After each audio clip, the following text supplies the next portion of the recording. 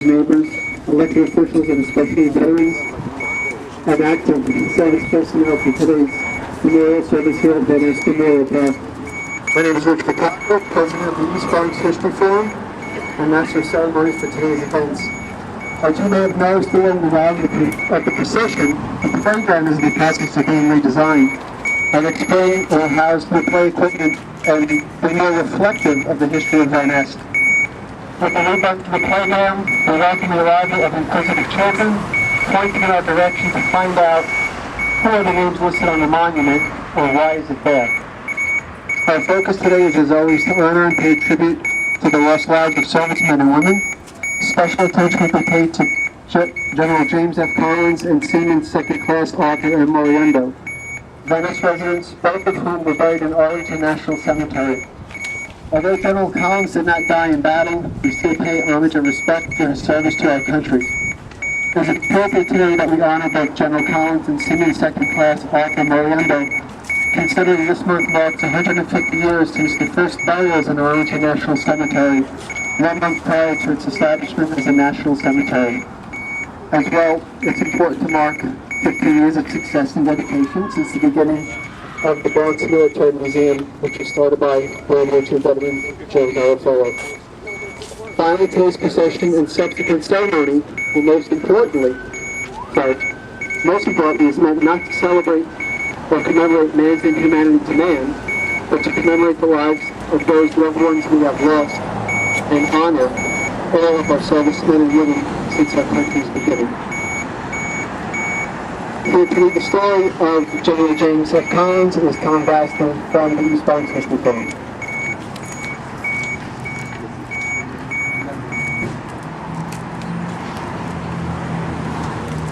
General James F. Collins was born in September 1905 to Irish immigrant parents and resided at 1820 Union Park Road.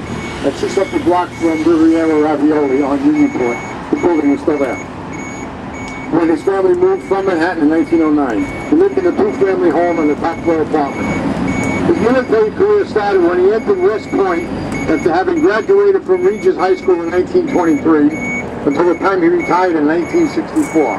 He gained his commission in 1927 into the Field Artillery. He also worked in the Hawaiian Division before the outbreak of World War II, during which he served exclusively in the Pacific Theater. In World War II, he saw duty in the Southwest Pacific in the Papua New Guinea and Luzon campaigns, rising to become the commanding general of the Artillery Corps in 1945. After the war, he taught at the Commanding General Staff School and at the Army War College, and held Pentagon posts in personnel and manpower capacities. Collins next went on to command the I Corps Artillery in the Philippines and Japan. From 1954 to 1957, he commanded the U.S. Army Alaska Division. He also commanded the 71st and 2nd Infantry Divisions before his tour in Hawaii. In 1961, after commanding infantry divisions in the Pacific, he became Commander-in-Chief of all Army forces in the Pacific. Upon his retirement from the Army in 1964, General Collins assumed the presidency of the Red Cross. He arranged the broadening of the Red Cross recreational services to the Army, Navy, Air Force, and Marine personnel in Vietnam, and services to military hospitals throughout the Far East. In the 6.5 years he was president of the Red Cross, General Collins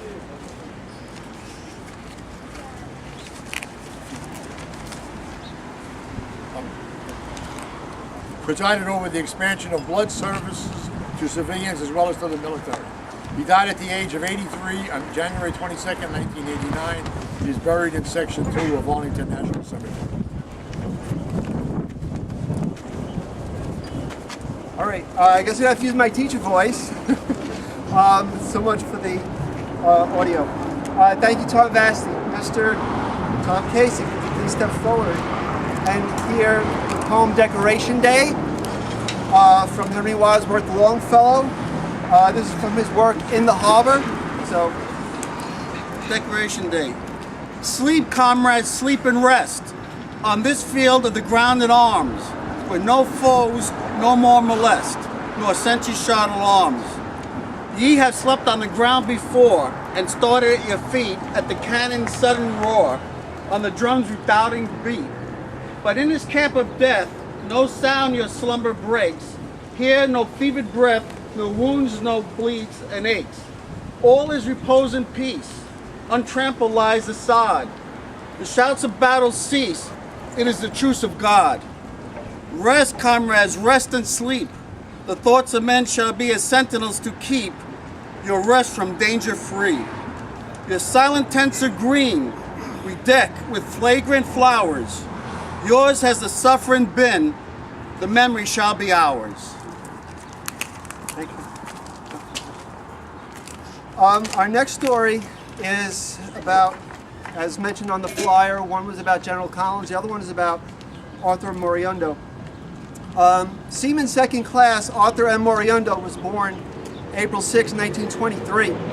He resided at 1742 Fillmore Street with his parents. Through research from the New York Times, I was made aware of Arthur Moriundo and his death, which occurred December 22nd, 1943, and was reported January 20th of the following year. Records show that Arthur was transported on the USS Tarazin, which was classified as an auxiliary store ship, and arrived at San Juan, Puerto Rico on April 8, 1943, just 2 days after his 20th birthday. He was transferred to FAW number 11, which was Fleet Air Wing 11. More specifically, Arthur was part of VB 141, a naval patrol squadron which was established on June 1st, 1943, in Dealing, Florida. Squadron VB 141 was a medium bombing squadron flying the Lockheed PV-1 Ventura. Arthur was stationed in Puerto Rico with his flight wing prior to the official transfer from Squadron VB 141 on October 1st, 1943, Puerto Rico. Arthur would eventually gain a position as radio operator on FAW 11 for Squadron VB 141. It was during his time in Puerto Rico that Arthur came to contact with Vincent D. Thomas, who posted his recollection of Arthur on VP Navy on August 9, 2001.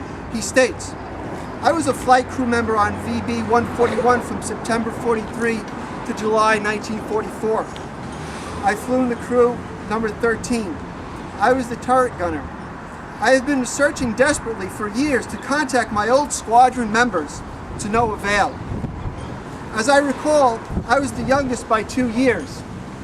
I certainly have a lot to discuss with other squadron members, especially the tragic crash on December 23rd, 43. Interesting books and documents have dated it to the 22nd, but they are incorrect. It occurred 0100 hours on the 23rd. I joined VB 141 in September of 43 and was transferred in July of 44. I was discharged from the Navy in 46. I had joined VB 141 with Harry Rohrer, Art Moriundo, and attended coach school with Art Moriundo in Puerto Rico. As you may recall, Art went down with crew number 2 on December 23rd.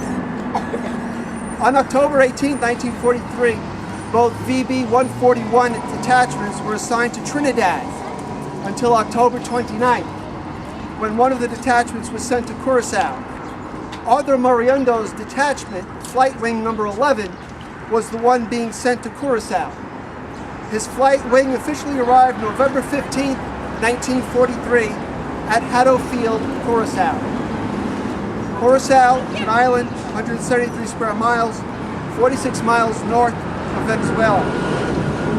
In the summer of 42, the United States Army began construction of Camp Pereira for naval use. By January 1943, the camp was usably complete, and the Navy forces moved in. Initial development of the camp was completed in October 43, and Camp Pereira was transferred to the Navy. At Hato Field, where Arthur and his flight wing were to be stationed, the Army's construction for the Navy Patrol Bomber Command included housing for 620 men, storage buildings, an administration building, and supplemental radio station. According to official military records, on December 19, 1943, the squadron's sighting of a U-boat was made on this date, a few days after U.S. tanker SS McDowell had been sunk. VB-141 conducted continuous sweeps of the area until the U-boat surfaced at 16:30 hours on December 19th. One attack was delivered with negative results before the U-boat submerged and made good its escape. On December 22nd, Lieutenant William Lomas and his crew of 5 were killed in a crash while taking off on a routine night convoy coverage mission north of Haddo Field. The servicemen involved in the crash on December 22nd were as follows: Lieutenant, junior grade, William Lomas, co-pilot, junior grade, Leonard Bowers, aviation officer, Joseph Anthony Merliano, aviation machinist, Navy reservist John Marcus Evans, aviation radio man, 3rd class, Louis Carrata Jr., and seaman, our very own, 2nd class United States Navy Reserve, Arthur M. Moriundo. Once again, we have a recollection by Vincent D. Thomas of Arthur M. Moriundo from VPNavy.com, dated November 18, 2002, when he states, "I recently made contact with Arthur Moriundo's family. We had some discussion, and I sent a package of VB-141 and some pictures of him and related data. I think they have some closure now. Art and I were very close. We went to school together and joined VB-141 the same day. I switched crews with Joe Merliano the very day that he went down on December 23rd, 43. To this day, I have been trying to locate the ready-duty officer that day. He approved the switch. Joe approached me because he had been flying with Lomas and Bowers, and he had wanted to stay with them. The squadron had gone through a reorganization and reassessment of personnel. Many in the squadron were aware of this, and we had discussed it at length often. There were more thoughts on this, but I'll save that for a later date. We can only imagine the survivor's guilt that Vincent Thomas must have been feeling after he was approached by Joe Merliano to switch positions before the December 22nd flight. I had emailed Mr. Vincent Thomas back in June 2013 when I became aware of Arthur's story, but unfortunately he has not responded. I have also attempted to call Edward Moriundo, who I suspect is Arthur's brother, but I have not yet received a response as of yet. As we know, our Bronx-born resident and serviceman Arthur M. Moriundo is interred in Arlington National Cemetery, more specifically, Section K, Site 13. Closer to home, Arthur M. Moriundo's name is listed on the East Coast Memorial in Battery Park, along with the names of 4,608 soldiers, sailors, Marines, Coast Guardsmen, Merchant Marines, and airmen who perished in the waters of the Atlantic Ocean during World War II. Their names are inscribed upon 4 gray granite pylons. Moreover, as a Macy's employee, Arthur M. Moriundo's name is one of the 80 names listed on a bronze plaque on a column on the ground floor of Macy's 34th Street. It honors the 5,009 Macy workers who served their country for the armed forces of the United States during World War II, and as a last tribute to the 80 who gave their lives in service to their country. With that, I'd like to ask Tony Salimbeni to please step forward. I'd like to thank Chris from John Dormy and Sons for the flags today. He does it every year. Thank you, Chris.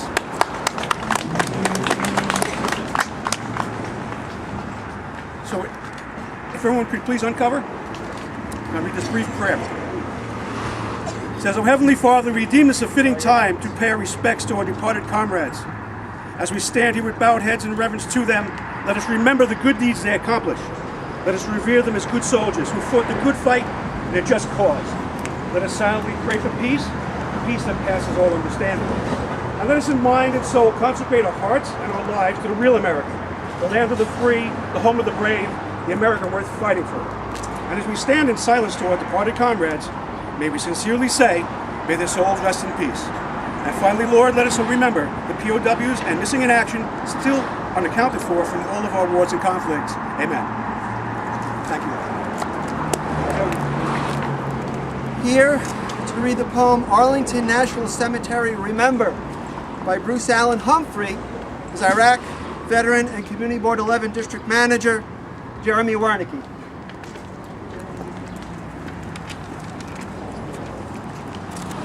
Hello. It's called Arlington National Cemetery Remember. Sit. Listen to the silence. Sit. Listen to valor. Rest. And listen to the whisper of the wind. The wind carries the message. The message is honor. Honor is remembrance. The past bristles with dignity. Dignity bristles with strength and courage. Sons, daughters, husbands and wives, forever rest in a sea of grace. Tears flow, salutes are crisp and rigid. Valor and honor is laid to rest. Alone they are not. Forgotten they are not. We stand beside them and bow our heads. We sit next to them and look skyward.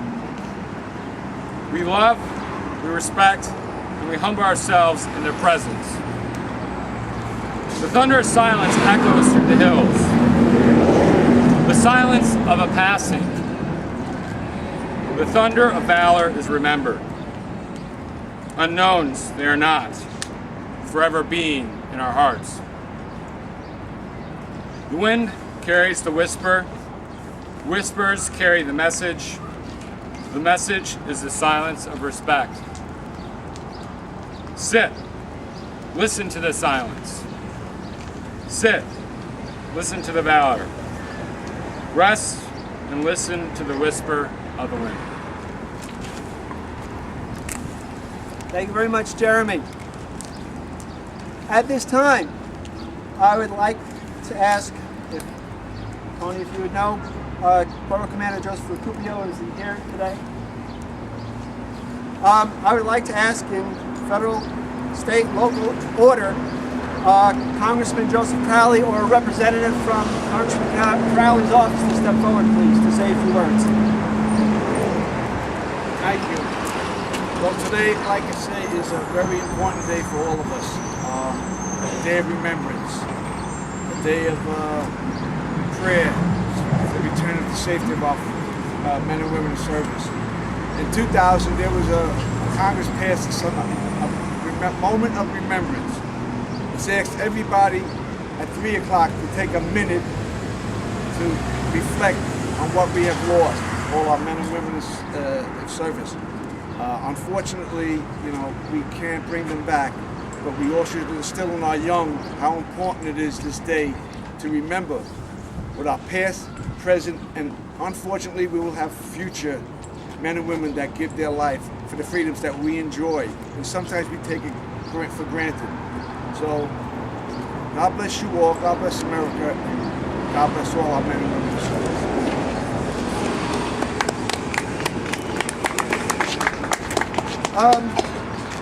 I would like to ask or introduce if the representative from Senator Klein's office is here or step forward. Ms. Bridget McBride. Hello everyone. I've heard a lot of adjectives today. One I don't think that's been mentioned yet is to be grateful for all that we have, to the fact that we're even here together. So I'd just like to say thank you for having me, and I hope you all remember to be grateful today. Thank you. I'd like to introduce Senator Gustavo Rivero, or a representative from his office, to step forward, please. Everyone's here. I would like to introduce Assemblyman Mark Giannai from the 87th District. Step forward, please. Good afternoon. Just before this weekend, earlier in the week, we were discussing with my sons and my nieces plans for this weekend. And they were figuring barbecues and pools and Bronx Zoo, and began the discussion of the importance of this weekend. And I asked, what's so significant? And my younger one replied, it's a 3-day weekend, Dad. And I says, no, Dad, what is Memorial Day weekend stand for? We began the discussions of Veterans Day, where we honor those that serve, and Memorial Day, where we remember all those that made the ultimate sacrifice. And as the discussions continued, I got angry. I became upset when I started thinking of all of the veterans that are currently suffering, whether they're homeless or jobless. I began thinking of all of the families that still suffer because they lost a loved one, whether it be a parent, a sibling, a child, or a grandparent, and how they lost a piece of themselves. And as discussions continued, I became more upset as I thought of the current mishaps at the veteran hospitals. Our veterans, those families that have lost loved ones, deserve better. You deserve better. You'll always be in my prayers, and with your loss, we should all suffer. God bless America. God bless our veterans.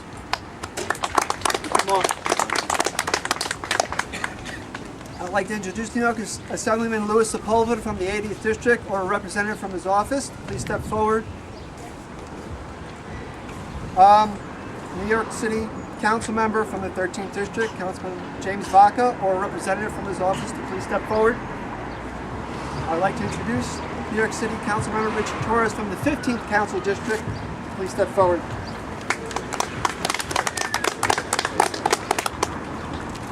Good afternoon.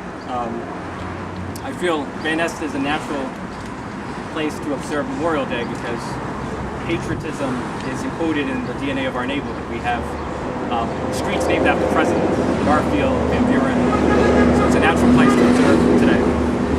But I feel like we have to observe Memorial Day by recognizing that a free society does not exist naturally. It exists because there are those who served in the armed forces and gave their lives for the freedoms that we have.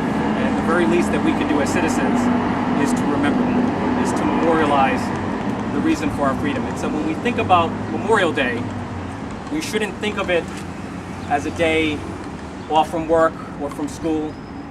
We shouldn't think about it as a day for barbecuing or bantering, but we should think about it as a day of remembrance and reflection, to memorialize those who gave their lives for our freedom. So I'm honored to be here with you, and thank you for letting me speak. Thank you. I would like to introduce Community Board number 11 Chairman Anthony Vitaliano. Please step forward.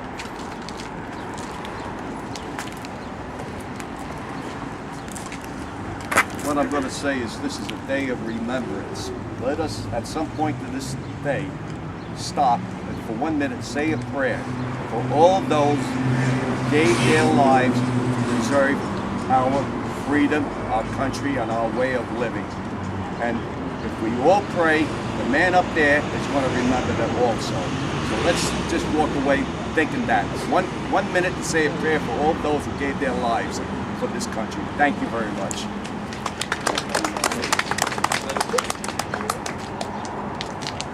I'd like to introduce Jeremy Wernicke, District Manager for Community Board number 11. Please step forward. So, for those of you here at Peace Plaza, you heard me speak about the number of veterans who served our country and unfortunately lost their lives. Whether they were in Iraq, Afghanistan, Vietnam, or peacetime in other wars. That I gave out a number about 3,500. It's a working number. It's nothing solid, but that's from World War I on. You know, the Bronx wasn't always the Bronx. We do have wars before that. We do have volunteers before that.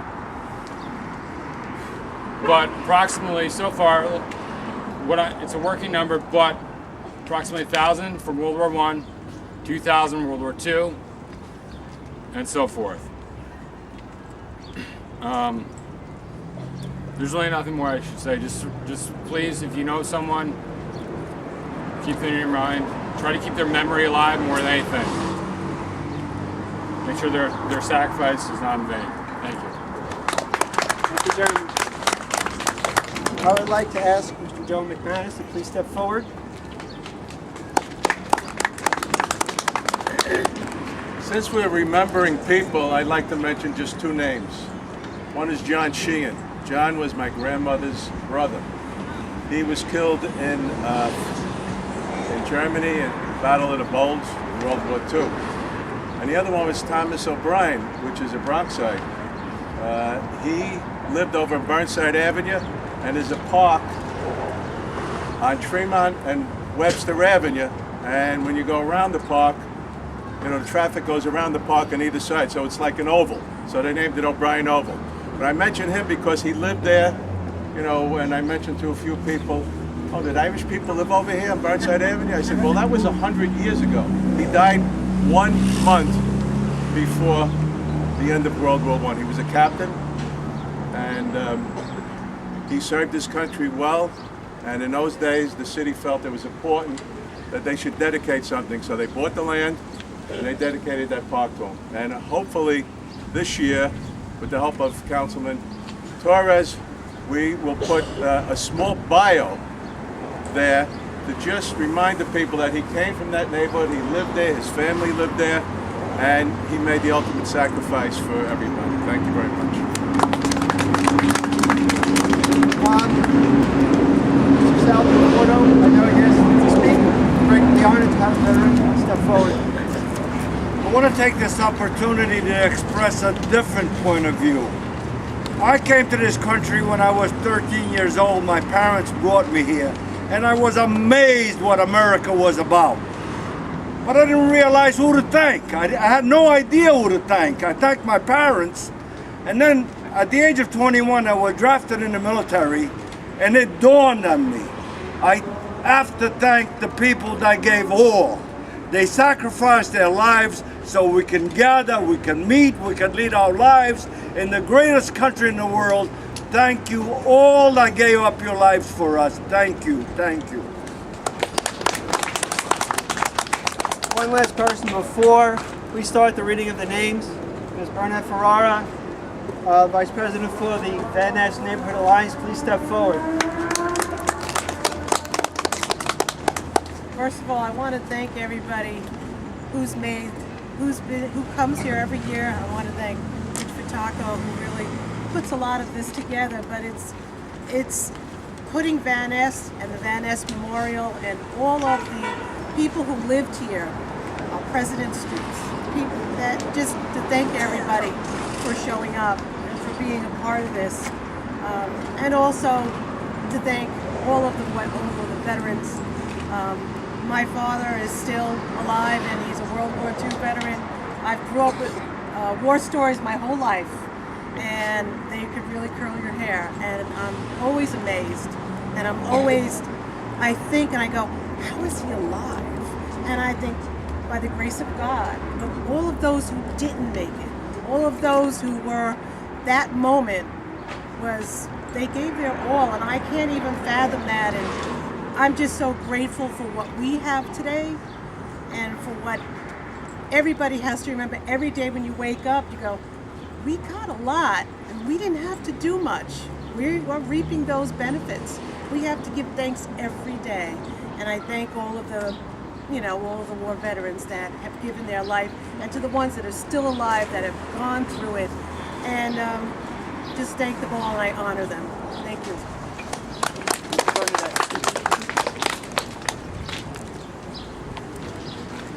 Okay. Before we start reading the names, it is important to mention that women play an important role in the lives of our servicemen and women. Mothers, wives, daughters, and sisters have shown support and encouragement for family members who have served or who are serving. Additionally,